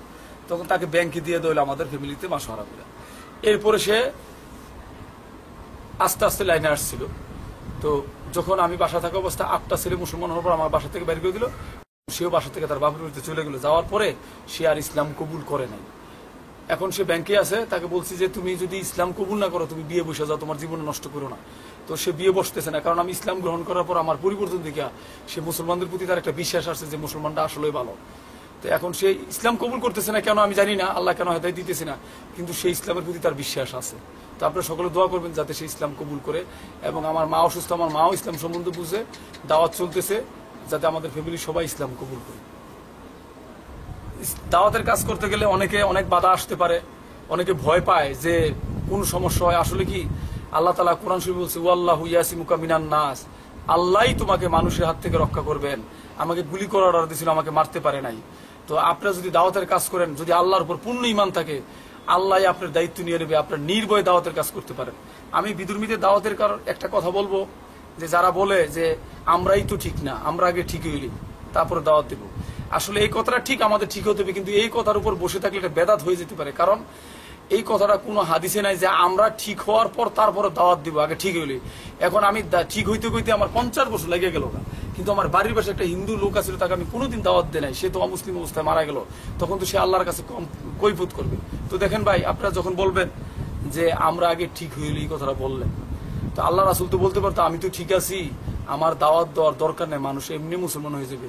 কিন্তু আমাদের প্রিয় নবী হযরত মুহাম্মদ সাল্লাল্লাহু আলাইহি ওয়াসাল্লাম এই কাজ করে নাই। ওনার আখলাকের কারণেও মানুষ মুসলমান হয়েছে, এবং উনি মানুষকে সরাসরি দাওয়াত দিচ্ছে। এবং আপনারা হয়তো অনেকে বলতে পারেন যে ভাই ঠিক আছে, কথা বুঝলাম, আমরা দাওয়াত দিতে গেলে তো অনেক লোক বলবে যে যে আব্দুর রহিম, তুমি যে আমাদের দাওয়াত দিতে আসছো, আব্দুল করিম, তোমাদের মুসলমান বাইরে তো ঠিক না, তাদেরকে আগে ঠিক করো। হ্যাঁ, আমরা এই একটা উসুলা পাইছো, আমরা বসে দিই। কিন্তু এটা আমি মনে করি এটা একটা শয়তানের ধোঁকা। মানে এটা সৎ কথাটা ভালো, কিন্তু শয়তানের ধোঁকার মধ্যে কিরকম যে দেখেন যে তারা ঠিক না। তো আল্লাহ রসুল এই কথা বলতে পারতো। আল্লাহ রসুল যখন দুনিয়াতে দাওয়াতের কাজ করছিল, তখন আইএমএ জালেদ অন্ধকার চোখ ছিল, তখন দাওয়াতের কাজ করার পর কিছু বিদ্রোহী মুসলমান হয়েছে, কিন্তু আল্লাহ রসুলের চাচা তখনও মুসলমান হয় নাই। তো আল্লাহ রসুল তো বলতে পারতো আমি আর বেদিনকে দাওয়াত দিব না, কারণ বেদিনকে দাওয়াত দিলে বিদ্রোহী বলে এই মোহাম্মদ, আগে তোমার চাচাকে তুমি ঠিক করো, তারপর আমাদের দাওয়াত দাও, আগে তোমার চাচাকে মুসলমান বানাও। কিন্তু আল্লাহ রসুল এটা মানে নাই। আল্লাহ রসুল তার চাচাকেও দাওয়াত দিছে এবং বেদিনকেও দাওয়াত দিছে। নূহ নবী 950 বছর দাওয়াতের কাজ করছে, 82 জন নাকি মুসলমান হয়েছে। ওনার বিবি বাচ্চা ঠিক নেই, উনি কি করছে? বিবি বাচ্চাকে দাওয়াত দিছে, বিদুর্মীকে দাওয়াত দিছে। উনি কিন্তু এই কথার বসে থাকে না যে বিদুর্মীরাই বলবে, সেই বলবে। তো আমরা কিন্তু এই কথাটা বলতেছি, কিন্তু এই কথা ঠিক না। কিভাবে ঠিক না? আপনারা দেখবেন প্রত্যেক শুক্রবারে খুতবার মিদে মসজিদের ইমাম সাহেবরা বা খতিব সাহেবরা বলে একটা কথা বলে, যেটা আল্লাহ রসুল বলে রেখেছে, খয়রুল কুরুনি করনি সুম্মাল্লাহ জিনাইয়ালুনাম সুম্মাল্লাহ জিনাইয়ালুনাম, অর্থাৎ হলো সর্বোত্তম যুগ আমার যুগ, তারপরের যুগ, তারপরের যুগ। তো বর্তমানে দেখেন কওমি মাদ্রাসা আছে, আলিয়া মাদ্রাসা আছে, তাবলিগ আছে, সরমুনায় আছে, সরসিনা আছে, আরো হক্কানি দল আছে, হাফিজি মাদ্রাসা আছে, তারপর ঠিক হইতেছে না সকল মানুষ। এই জন্য আমি মনে করি যে আমরা মুসলমান ভাইদের যে দাওয়াতটা, এটা আমলি দাওয়াত। অবশ্যই আল্লাহ তাআলা যেহেতু কোরআন শরীফ বলছে তোমরা নিজেদেরকে দুজকের আগুন থেকে বাঁচাও এবং নিজেদের পরিজন থেকে দুজকের আগুন থেকে বাঁচাও, তাহলে আমরা নিজেদেরকে দাওয়াত দেওয়ার সাথে সাথে পাশাপাশি আমরা বেদিনকে, আল্লাহ রসুলের সুন্নাত অনুসরণকে বেদিনকে দাওয়াত দিব। কারণ আল্লাহ রসুল যে কাজ করছে মুসলমানদের দাওয়াত দিয়ে। আপনি যখন মানে আপনাকে অনেক দল দাওয়াত দিছে, হ্যাঁ, আপনার এলাকা থাকা সবাই, আপনি কোন দলকে সাপোর্ট দিয়েছেন তখন? মানে কার সাথে চলছেন, খোঁজা করছেন নাকি সবার সাথেই? আমি সবার সাথে চলতাম, তো বেশি চলতাম তাবলিগ যারা করতো তাদের সাথে বেশি চলতাম। মানে এটা ভালো লাগতো? হ্যাঁ, এটা ভালো লাগতো। কারণ কি, কেন ভালো লাগতো? তাবলিগটা ভালো লাগতো আমার এই কারণে, যারা তারা নিজের খাইয়া নিজের পুরা তারা দাওয়াত দিত, তারা কারো কাছ থেকে টাকা নেয় না, বরং তারা একরাম আরো বেশি করে। এই জন্য আমার ভালো লাগতো। অন্য তরিকার ভিতরে এটা দেখি নাই যে তাবলিগের এই জিনিসটা, যে আমার কাছে এটা ভালো লাগছে যে আল্লাহ রসুলও তো কোনো টাকা নেয় নাই। তো তাবলিগের এই জিনিসটা আমার খুবই ভালো লাগছে। আমার আল্লাহ তাআলা বলেন যে যারা এরকমের কি বলে হ্যাঁ, বিনিময় চায় না কোনো, তাদের দল অনুসরণ করে, যারা কোনো বিনিময় চায় না, যারা কোনো বিনিময় চায় না। এই জন্য আপনি এটা ভালো লাগছে আপনার? হ্যাঁ, ভালো লাগছে। এখন আমি তাবলিগের সাথে জড়িত। তাবলিগ অবশ্যই ভালো, তবে আমার মনে হয় যে আমি তাবলিগ ভাইদের সাথে একটা কথাই বলবো, এটা জানি না আমি সাহেবরা কিভাবে নিবে, আমি তো আর ওনাদের মতো জ্ঞানী না। আমি যেটুকু জানি যে আমার মনে হয় না যে এখন আর বিদুর্মীদের দাওয়াতটা আমরা বন্ধ রাখা, বিদুর্মীদের ইনফেরাদি দেওয়া উচিত। যদি আমরা সরাসরি না দেই, যার যার এলাকায় শেষে তরতিবের সহিত ভদ্রভাবে নবীর সুন্নতি হইয়া, যেমন আমি একটা উদাহরণ দিলে বুঝবেন আপনারা। আমি আমার ফতুল্লা এলাকায় রোডের পাশে একটা কাপড়ের দোকানে গেছি, পরিচয় দেখলাম বদলুক হিন্দু। প্রথম দিন দাওয়াত দিচ্ছে, উনি কিছু বলে নাই, হাসিম করে কথাগুলি গ্রহণ করছে। দ্বিতীয় দিন দাওয়াত দেওয়ার পরে উনি মনটা খুব একটুই করছে। তৃতীয় দিন দাওয়াত দেওয়ার পরে আমার অপমান করছে, আপনি উঠেন, আমার দোকানে আর বসবেন না, অনেক অপমান করছে। তো মুসলমান যারা আছে তারা বলতেছে হ্যাঁ দাদাকে কিছু কথা বলতেছে, তো আশেপাশে মুসলমানরা যদি ডাক দেয় তাহলে দাদার পক্ষে তো দোকান ভেঙে ফেলাইব। তো আমি বলছি আপনারা কোনো কথা বলেন না, আমার কাজ আমাকে করতে দেন। তখন আমি বাসায় চলে গেছি। বাসায় চলে গিয়া আমি আল্লাহ রসুলকে অনুসরণ করছি, অর্থাৎ আল্লাহ রসুল তাদের জন্য নামাজ পড়ে দোয়া করতো। তখন আমিও 2 রাকাত নফল নামাজ পড়ছি, বুঝি আল্লাহ তাআলা তুমি তো আমাকে নজিরে দেখাইছো, তাকে বেদিনের ঘরে পাঠাইছো, সে তো কিছুই জানে না, সে কিছুই পড়ে না, তার নিজের ধর্মটা জানে। আল্লাহ তাআলা তুমি তারে ক্ষমা করে দিয়া তুমি তার হেদায়েত দিয়ে দাও। তো দেখেন, ফ্যান এক জায়গায় চলে, বাতাস আর এক জায়গায় লোকে। আমি এখানে দাওয়াতের কাজ করছি, আল্লাহ তাআলা তার হেদায়েত দেয় নাই। ঠিক পরের দিন সকালবেলা আমি পঞ্চবটি মসজিদের পাশে টেলার্স আছে, আমি পায়জামা আনতে গেছি। এমন সময় ওই ভদ্রলোক বলতেছে আপনার পায়জামাটা একটু শিলি বাদ রয়েছে, আপনি 5 মিনিট বা 10 মিনিট ঘুরে আসেন। তো আল্লাহর রহমত, আমি ঘুরতে গিয়ে মসজিদের পাশে গিয়ে দেখি এক লোক আমার ডাকছে এই পাশে আসেন। যাওয়ার পর একটা দোকান দেখে দিল, ওখানে একটা হিন্দু ছেলে চাকরি করে। তখন আমাকে বললো এই ছেলেটাকে দাওয়াত দেন। তখন আমি ওই দিন দাওয়াত দেওয়ার পরে 1 ঘন্টার কম বেশি লাগছে, ওই ছেলেটা ওই দিনই কলমা পড়ছে, এরপরে সে তাবলিগে চলে গেছে। তো দেখেন আল্লাহ তাআলা কি করতে পারে। তো এই জন্য আমরা ভয় না পেয়ে দাওয়াত দিই।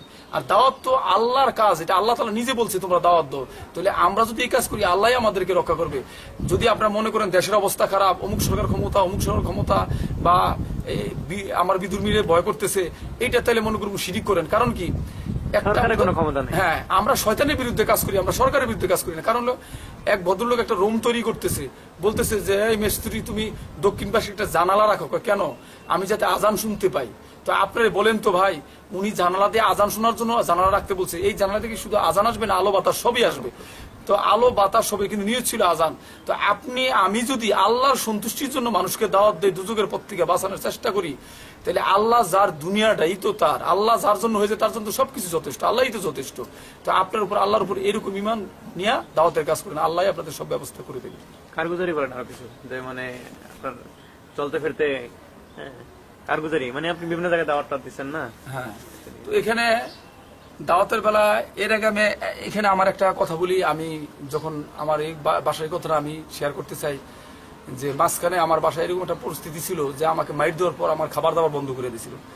প্রায় 3 দিন পর্যন্ত খাবার বন্ধ ছিল। তো আমি পলে পলে বাইরে গিয়ে খাইতাম। তো আমার মা বাসায় 3 দিন পর্যন্ত আমার জন্য খায় নাই। 3 দিনের দিন যখন আমি বাসায় গেছি, গিয়ে দেখি মা কাঁদতেছে। তখন বললাম যে মা তুমি কাঁদতেছে কেন? বাবা বলতেছে, বাবা আমি 3 দিন যাবত তোর জন্য ভাত খাইতেছি না, তোকে বাদ দে না, এই জন্য আমিও খাই না। তখন আমি বললাম যে মা তুমি কেন খাও না, তুমি তো খাইতে পারো, আমি তো পলে পলে ভাত খাইছি, তোমাকে তো আমি বলি নাই। তখন মা বললো যে তুই আমার গর্বের সন্তান, আমার 6টা ফোলা, তোর তুই যেরকম আর 5টা এরকম, তুই যদি না খাস আমি কিভাবে খাই। পরে যখন বাসায় দেখলো মা অসুস্থ হয়ে যায়, তখন তাদেরকে মাকে খাবার চালু করে দিল, আর কুকুরকে যেভাবে খাবার দেয় সেভাবে আমাকে খাবার দিল। কিন্তু আমি কষ্ট পাই নাই আমাকে খাবার এভাবে দেওয়ার কারণে, আমি কষ্ট পাইছি যে আমার গর্ভধারিণী মা 3 দিন আমার জন্য না খেয়েছিল। এই জন্য আপনাদের সবার কাছে আমার অনুরোধ রইল যে আপনারা সবাই নফল নামাজ করে অন্তত আমাকে যদি এক মুসলমান আর এক মুসলমানের ভাই এটা মনে করে থাকেন, তাহলে আল্লাহ সন্তুষ্টির জন্য আমার মার জন্য একটু দোয়া করবেন, যাতে আমার মা মৃত্যুর আগে কলমা পড়ে মুসলমান হয়ে মারা যায়। আমার মা যদি অমুসলিম অবস্থায় মারা যায়, তাহলে আমার এর চেয়ে কষ্ট থাকবে না। আপনারা সবাই একটু দোয়া করবেন। আর দাওয়াতের কাজের ব্যাপারে বিভিন্ন জায়গায় গেলে বাধা আসতে পারে, আল্লাহ তাআলা বিভিন্ন ভাবে আপনাদের পথ তৈরি করে দেবে। আমারও অনেক বাধা আসছে, বিভিন্ন ডিস্ট্রিক্টে গেছি, কিন্তু পরে যে সমস্ত মসজিদে বেশি বাধা দিছে, যে সমস্ত এলাকায় বাধা দিছে, ওই সমস্ত এলাকায় আল্লাহ তাআলা আরো বেশি করে দাওয়াতের কাজ আমার দিয়ে করাইছে। এরপরে হিন্দুরা আওয়ামী লীগের নেতার কাছে গেছিল, আওয়ামী লীগের নেতার কাছে বিচার দিছে, তাদের চিন্তা ছিল 2-4-5 লাখ টাকা দিয়ে তাকে একটা হ্যাস্তনেস্ত করাবো। কিন্তু আওয়ামী লীগের নেতার কাছে যাওয়ার পর আল্লাহর রহমতে এত কাজ হয়েছে। যদি আওয়ামী লীগের নেতা অন্যরকম, উনি বলছে যে ছেলেটা হিন্দুর থেকে মুসলমান হয়েছে, সে আমার ভাই, সে মানুষকে দিনের পথে ডাকে। আমি আওয়ামী লীগ করি, আপনারা আওয়ামী লীগ করেন, এই জন্য আপনাদের ভালোবাসি, আমি তো মুসলমান, সেও মুসলমান। এখন আমি যদি ওর বিরুদ্ধে যাই, তাহলে আমার ইমান থাকবে না। যদি সে কাউকে জোর করে মুসলমান বানায় যদি প্রমাণ দিতে পারেন তাহলে আমরা তার বিচার করব। তখন ওনারা চান্স পায় না। পরে বিএনপির নেতার কাছে গেছিল, বিএনপির নেতা আমাকে ডাকাইছে, রাত্র 10টার পর আমি গেছি, 3 জন ছিল, আমাকে মারার ব্যবস্থা মনে হয়েছিল। কিন্তু আমি যাওয়ার পরে যখন আমার সমস্ত ঘটনা খুলে বলছি তো ওনারা ভুল বুঝতে পারছে। পরে আমার সাথে হাত মিলেছে, বুক মিলেছে, বলছে বাবা আমরা বুঝতে পারি নাই, এখন থেকে তুমি আমাদের বাসায় দাওয়াত দিবা। তো তারা যেখানে আমার প্রতিরোধ করতেছে সেখানে আল্লাহ তাআলা আমাকে ব্যবস্থা করে দিছে।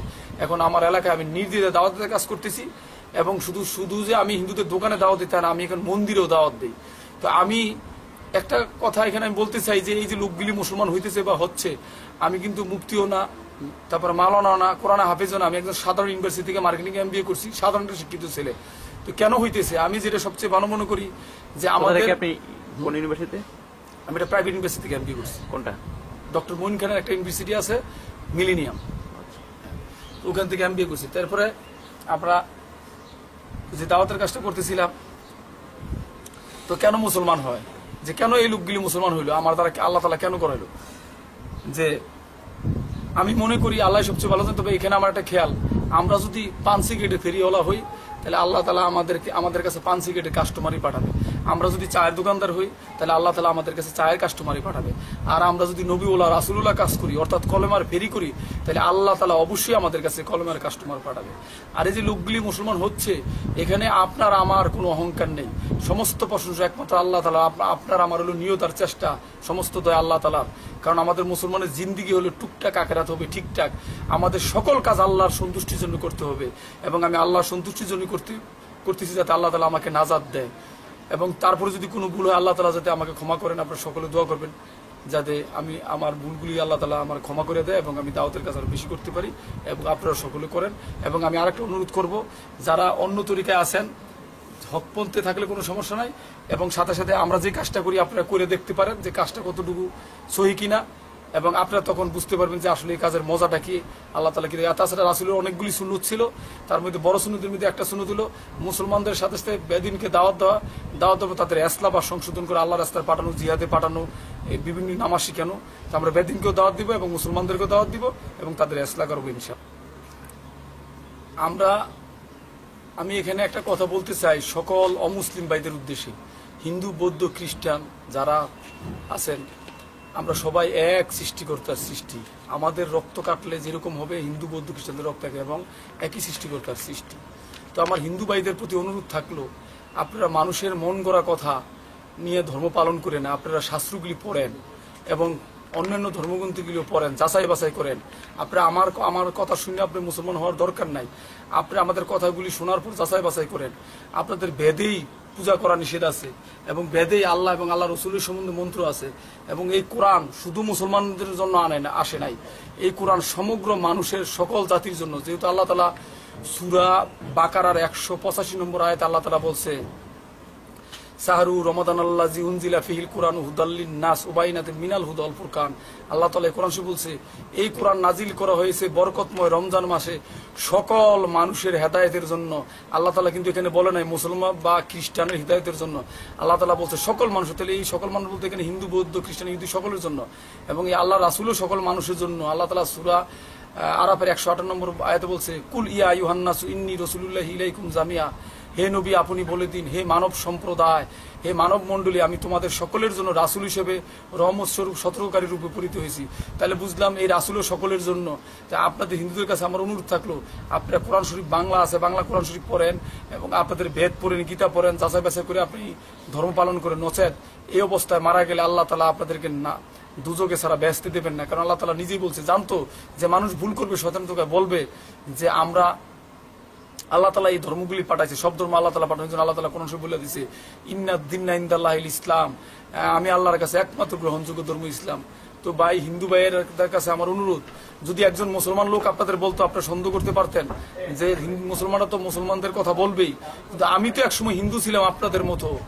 আমি ইসলাম গ্রহণ করার পর আমি বুঝতে পারছি আমি কত নরকের রাস্তায় ছিলাম, দুজকের রাস্তায় ছিলাম।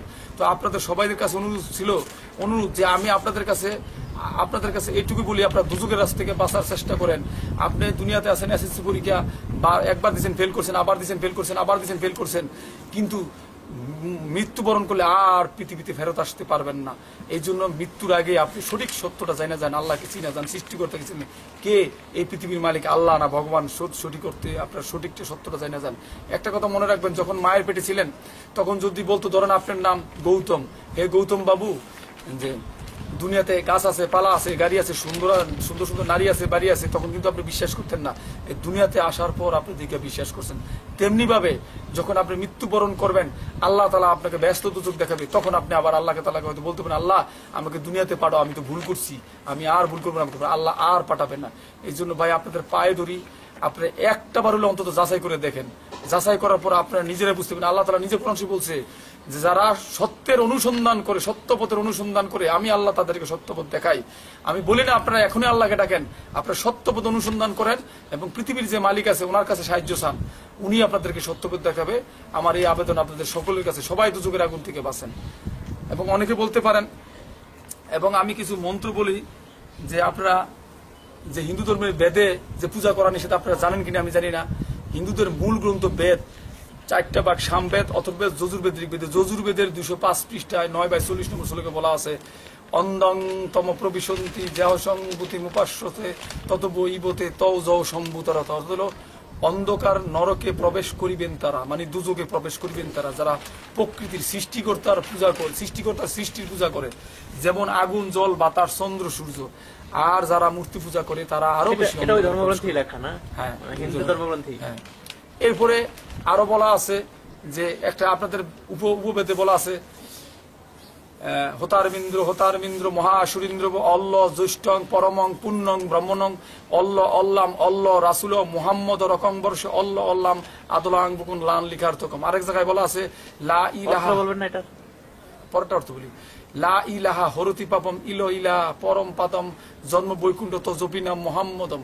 লা ইলাহা হরতি পাপম মানে আল্লাহ পাপ মুক্ত করে, ইল্লো ইল্লা পরম পাদম অর্থাৎ আল্লাহর পায়ে আশ্রয়, প্রকৃত আশ্রয়।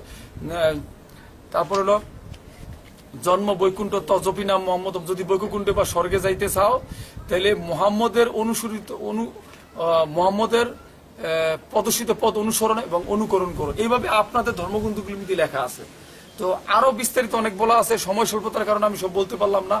আপনি এগুলি যাচাই করে থাকেন, এবং যদি আপনারা এগুলি সম্বন্ধে আরো জানতে চান, মান্ডা শেষ মাথায় আমি যেই ভাইয়ের আন্ডারে কাজ করি, মুফতি জুবায়ের আহমেদ, ওনার কাছে অনেক তথ্য আছে।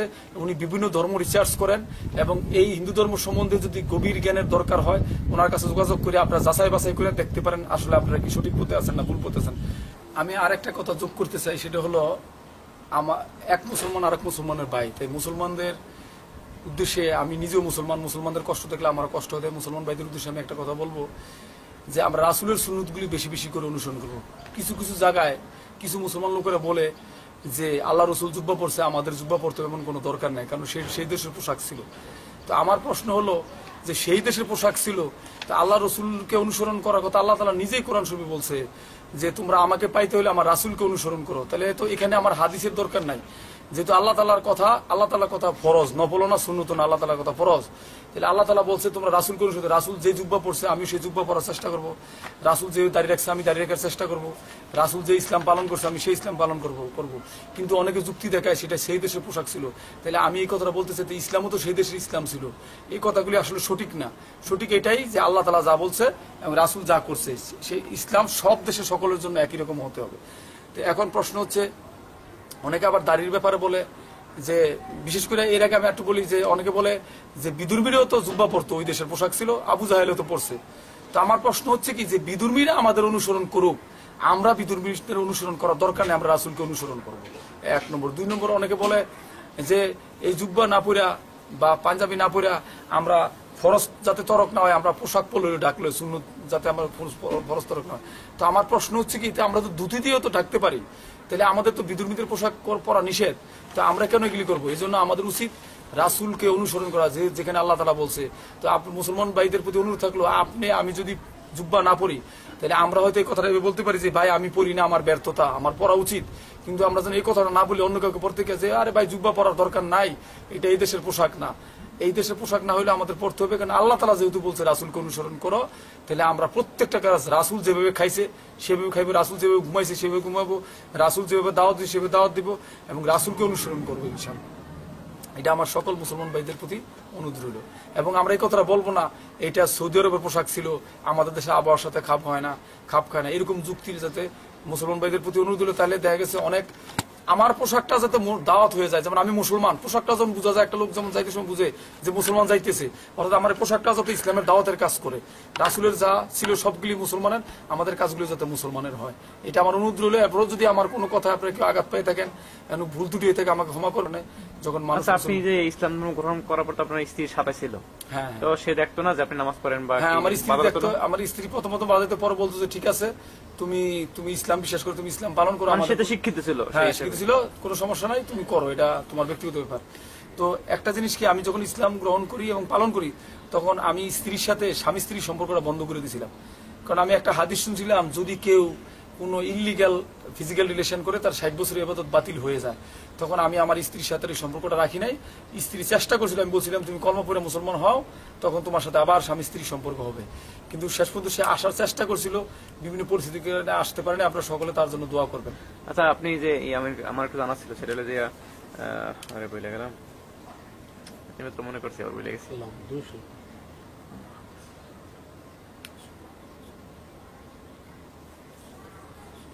ও আপনি যে আল্লাহ আকবার, আপনি এখন মানে এখনো বিবাহ তো করেন নাই? না, বিবাহ করিনি। না, এদিকে বলেন একটু। না, এখন বিবাহ করেন নাই? না, এখন বিবাহ করতে চাচ্ছেন না? বিবাহ করছেন না কেন? আমি তো প্রায় 4 বছর ধরে অপেক্ষা করলাম। তো আমার মানে আপনি কি আপনার আগের স্ত্রীকে চাচ্ছেন এরকম কিছু? চাচ্ছিলাম, কিন্তু মানে মনে মনে দোয়া করতেছেন যে হ্যাঁ, সে যেন ধর্মপথে ফিরে আসে? হ্যাঁ হ্যাঁ, দোয়া করতেছি। তাদের বাড়ি কোথায়? তাদের বাড়ি নারায়ণগঞ্জের দেওবুকে। তার একটু বলে দেন যে মানে সে যদি তার জন্য দোয়া করে দেন, আর সে যদি ফিরে আসে দিনের পথে। অপেক্ষায় আছে। হ্যাঁ, আমার স্ত্রীর নাম শ্যামলী রানী দে, সে সোনালী ব্যাংকের অফিসার। তার প্রতি আমার আকুল আবেদন রইল যে তুমি ইসলাম ধর্ম জানো, তুমি নিজেও বুঝো ইসলাম সত্য, কিন্তু তুমি সামাজিক কারণে, আত্মীয়তার বন্ধনের কারণে তুমি ইসলাম আসতেছো না, কিন্তু পরকালে তোমাকে এগুলি নাজাত দেবে না। তুমি যাদেরকে ভয় পাও, যে লজ্জা পাও, সমাজ তোমাকে রক্ষা করতে পারবে না দুজকের আগুন থেকে। তো আমি এটাই বলবো যে তুমি দুজকের আগুন থেকে নিজেকে বাঁচানোর জন্য আল্লাহর দিন সত্য ধর্ম গ্রহণ করো। আর তুমি ইসলাম যে কোনো দিন যে কোনো সময় গ্রহণ করো, আমার দরজা তোমার জন্য সব সময় খোলা। তুমি যে কোনো সময় ইসলাম কবুল করে আমার কাছে চলে আসতে পারবা। আমি তোমাকে কখনো ফেলে দেব না, অবশ্যই তোমাকে আমি মর্যাদা দেবো, তুমি ইসলামে চলে আসো। সবচেয়ে বড় কথা, তুমি পরকালে নাজাত পেয়ে যাবা। আল্লাহ কবুল করুক। কি বলেন? বলেন। আমার এলাকায় নারায়ণগঞ্জে প্রায় 100 জনের কাছাকাছি মুসলমান হয়েছে। তো আমার মুসলমান ভাইদের প্রতি অনুরোধ থাকলো, যারা বিত্তশালী, আল্লাহ মানুষকে সবকিছু সাহায্য করে। তারপরে একরামের ব্যাপারে একটু কথা বলবো। যে সমস্ত হিন্দু ছেলেরা আপন পিতা মাতা ভাই বোন ছেড়ে ইসলাম গ্রহণ করে, তখন তারা একটু দৈনন্দিন খারাপ অবস্থা পড়ে, অর্থনৈতিক অবস্থা তাদের খারাপ হয়ে যায়। এই জন্য সকল মুসলমান ভাইদের বলবো, যার যেটুকু সমস্যা, মানে যার যেটুকু ক্ষমতা আছে, যতটুকু পারেন আপনারা তাদেরকে একরাম করবেন। নতুবা তারা যদি রাস্তায় রাস্তায় ভিক্ষা করে, তাহলে যে সমস্ত বিধর্মী লোকগুলি যারা ইসলাম গ্রহণ করে নাই, তারা ইসলামে আসতে চায়, যখন দেখবে একটা হিন্দু বা বৌদ্ধ বা খ্রিস্টান ছেলে মুসলমান হওয়ার পর সে রাস্তায় ভিক্ষা করে, মসজিদে ভিক্ষা করে, তখন তারা আর ইসলাম গ্রহণ করতে চাইবেন না। এই জন্য আপনার আমার বিবেকের কাছে প্রশ্ন, আমাদের কি করা উচিত? অবশ্যই আল্লাহর সন্তুষ্টির জন্য তাদেরকে আমাদের কোঅপারেশন করা উচিত, একরাম করা উচিত। তো আসেন আমরা সবাই মিলা তাদেরকে সুন্নতে খাতনা করানো, তাবলিগে পাঠানো, এবং যে শিক্ষিত তাকে একটা চাকরি দেওয়া, বিভিন্ন করা। আর পাশাপাশি আর একটা কথা বলতে চাই, এই কিছু লোক ইসলাম গ্রহণ করিয়া তারা যখন দেখছে কোনো একরাম পায় না, তারা ভুল পথে চলে যেতেছে। যেমন কিছু লোক আমার এলাকায়, আমি বলবো না তারা কি করে, এবং কিছু লোক আছে যারা এখন ভিক্ষাটার পেশা হিসেবে নিচ্ছে, বিভিন্ন মসজিদে এই ধরনের কাজ করে। তো যাতে এই কাজগুলি তারা না করতে পারে, এটা আমাদেরই ব্যর্থতা। আজকে যদি আমরা সকল মুসলমান মিলিয়া, আমার এলাকার একটা ছেলে মুসলমান আছে, তাকে একটা চাকরি বা একটা ফান্ড আমরা দিয়ে যাই, তুমি ব্যবসা করে খাও বাবা, এলাকায় থাকো, তাহলে সেই কাজটা করে না। কিন্তু সে যখন একটা মসজিদে যাবে, এক মসজিদে 500, আরেক মসজিদে 1000, এক মসজিদে 2000, তখন সে আর কাজ করতে চাইবে না, তখন আল্লাহর প্রতি ঈমান তার বেশি একটা থাকবে না, তখন সে এইসব কাজই করবে। তো আমরা আল্লাহর সন্তুষ্টির জন্য এমন কিছু করি যাতে লোকগুলো ভিক্ষা না করে এবং ইমানদার হয়, এবং মুসলমান হিসেবে আমাদের যে একরামটা করা হলো সেই একরামটা যাতে হয়ে যায় ইনশাআল্লাহ। এটা সকল মুসলমানদের জন্য আমার অনুরোধ। হিন্দু ভাইদেরকে আপনি বলতে পারেন কি কি কোন কোন থেকে আপনার তারা জানতে পারে? যেমন জুবাইর ভাই যে হিন্দু থেকে মুসলমান বই পড়তে পারে, আপনার নামাজ পড়তে পারে। হিন্দু ভাইদের প্রতি আমার অনুরোধ রইল, যদি আপনারা জানতেন চান, জুবাইর ভাইয়ের কিছু বই আছে, যেমন হিন্দু ভাইদের দাওয়াত দেওয়ার পথ পদ্ধতি একটা বই, তারপরে আলোর পথে হিন্দু থেকে মুসলমান যারা বিভিন্ন ধর্ম খ্রিস্টান বৌদ্ধ থেকে মুসলমান আছে তাদের সাক্ষাৎকারগুলি এই বইটা আছে। এই বইটা খুবই গুরুত্বপূর্ণ এবং অনেক তথ্য পাওয়া যায়। হিন্দুরা বিশেষ করে বৌদ্ধরা হিন্দুরা এই বইটা পড়লে তারা অনেক তথ্য পাবেন, কারণ এই তথ্যটা এই বইগুলি মুসলমানের লেখা না, এগুলি হিন্দুদের কথা। কালাম সিদ্দিকীর আপনার আমানত বইটা পড়তে পারেন। এরপরে আমি নিজেও একটা বই বিভিন্ন বই থেকে তথ্য নিয়েছি, মানে বইটার নাম হলো হিন্দু সনাতন ধর্মে কল্কি অবতার, হিন্দু ও সনাতন ধর্মে কল্কি অবতার বা অন্তিম ঋষি। বিশেষ করে বইটার নাম লেখা আছে হিন্দু সনাতন ধর্মে কল্কি অবতার ও সত্যপথের দিশা। এখানে আপনাদের ধর্মে যে মন্ত্রগুলি আছে, আল্লাহ রাসূলের সম্বন্ধে এবং ইসলাম গ্রহণ করার কথা বলা আছে, আয়াতগুলি কিছু কোরআন আয়াত দেওয়া হয়েছে এবং হিন্দু ধর্মের বেদে উপবেদে যে কথাগুলি বলা আছে, পূজা করার সেগুলি বলা আছে। এই বইগুলি সাহায্য নিতে পারেন। এবং জুবাইর ভাইয়ের কাছে আরো আছে, যেমন বেদ গীতা আপনাদের বিভিন্ন উনি রিসার্চ করে কিছু কথা বলছে, সেগুলি আপনার জুবাইর ভাই। তাছাড়া সরাসরি আপনারা জুবাইর ভাইয়ের সাথে কথা বলতে পারেন। জুবাইর ভাইয়ের নাম্বারটা আমি বলে দিচ্ছি, জুবাইর ভাইয়ের নাম্বারটা এখানে তো আছে। আর আমার নাম্বারটা হলো 01947382301, 01947382301। এই নাম্বারে যোগাযোগ করলে আমিও আপনাদের জুবাইর ভাইয়ের সাথে যোগাযোগ করে দিতে পারবো। তাছাড়া আমিও আপনাদেরকে বই সংগ্রহ করে দিতে পারবো। এই আমার অনুরোধ হলো আপনারা সবাই যাচাই বাছাই করে ইসলামে আসেন। ইসলাম গ্রহণ করার না করে যদি মারা যান তাহলে আর উপায় থাকবে না, চিরস্থায়ী নরকে চলে যেতে হবে। আমরা এটা চাই না, আমরা চাই আল্লাহ তাআলা সকল মানুষকে ব্যস্ত নসিব করুক, সকল মানুষকে স্বর্গে পাঠাক, এই কামনায়। এই আপনাদের কাছে আমার অনুরোধ থাকলো। আর সকলের জন্য দোয়া রইল যেন আল্লাহ তাআলা আপনাদের সবাইকে হেদায়েত দান করেন এবং সত্যপথ দেখেন। আসসালামু আলাইকুম ওয়া রাহমাতুল্লাহ।